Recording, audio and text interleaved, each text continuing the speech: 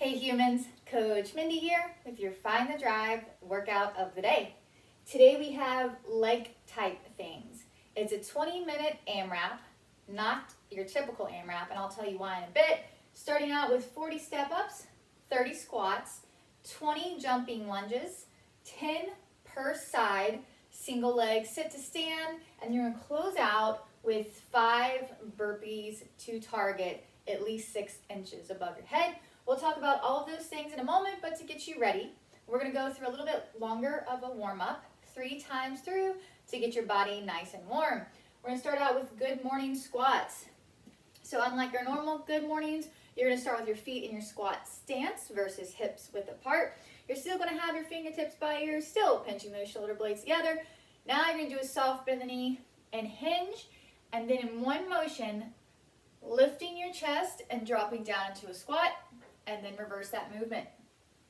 You're gonna give me 10 reps there. Then we're gonna go into our ostrich walks. Just 10 total reps here because we are going 3 times through. Dorsiflex your foot, keeping those legs straight, hinging forward, standing all the way up, and then back down. Lateral lunge is next, also 10 reps total. Hips go back and down, pushing the knee out wide at the bottom, standing all the way up, and then down to the other side. Keeping your legs out wide, we're gonna go into our windmill stretch. So I'm gonna put my right hand on my chest, left hand goes to the ground between my feet, and then I'm gonna open and twist to my right, return my hand in, standing all the way up, and then changing sides. The purpose for having the hand on the chest is so when I go down and twist, my palm and my face are the same direction versus reaching up overhead with my hand backwards and putting extra stress on my shoulder. So if you don't need to put your hand on your chest to achieve that, that's fine. Just make sure we're not putting our hand overhead and then twisting around. Not a great feeling for our shoulder. Single leg touchdown is next.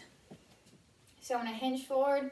My left foot is on the ground. I'm touching down with my right hand. My right leg pushes back and I stand up.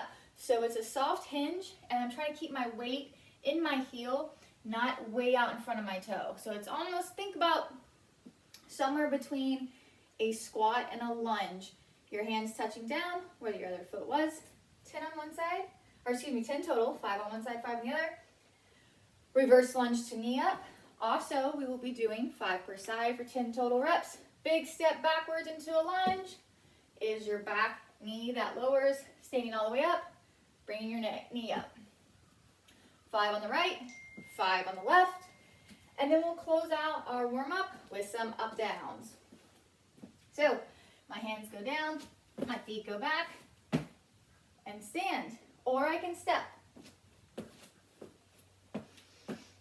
You're gonna go through that warm-up 3 times, 10 total reps per movement, trying to warm up our body and stretch out our hamstrings to get ready for leg type things. So I put this down as a 20-minute AMRAP because I would like you to get as many rounds as possible. However, unlike a normal AMRAP, I don't want you to just go full tilt trying to get reps for the sake of getting a number. I also didn't want this to be a 35, 40-minute effort, which is why I didn't do 4 rounds or more for time. So I want you moving for a full 20 minutes. So treat it more like it's a time cap. How much of this can you do with a 20-minute time cap versus going crazy full ham just to get as many reps as possible. So I wanted to have a sense of urgency by providing a time cap or an end, but I don't want it to be that we're getting sloppy with our movements.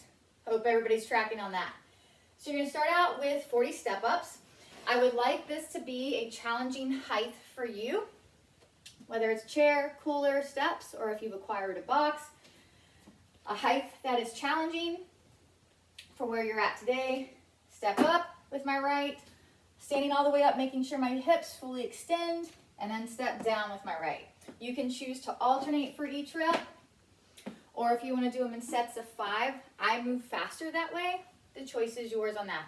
Just a couple things. Make sure you glance down to where you're stepping, but you don't leave your head down. Not only is it not great for your posture, it does inhibit your breathing.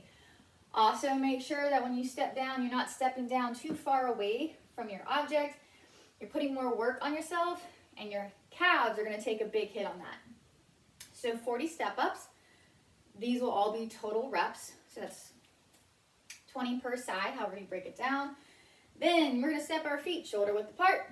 Fingertips by your ears, hips go back and down.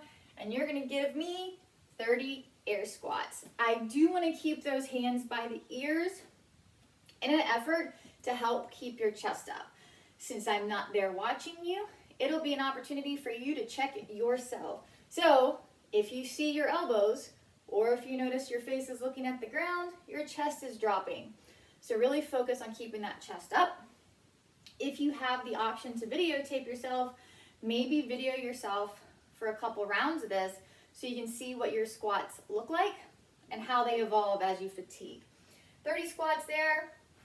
Then we're going to do 20 jumping lunges. Again, total reps there. So for jumping lunges, you start down the bottom of a lunge. From here, if jumping is not in the cards, that's okay. We can just turn these into static lunges, but whether they're jumping or static lunges, make sure you're standing all the way up to full hip extension. I don't want it to get to where it's like this, because I see that happen. People will do that to speed up versus quality of movement. A final piece with that, I also want to get as low as you can with control. That doesn't mean smacking your knee to the ground, but I want you to go as low as you can with control. Sit to stand, single leg. So a chair will be perfect for this. Let me move this over. A chair will be perfect for this. You have to remember that the sitting down is the end of your squat. So if you were doing a single leg squat, your foot's not going to be that far away, because that's really not possible for sitting down.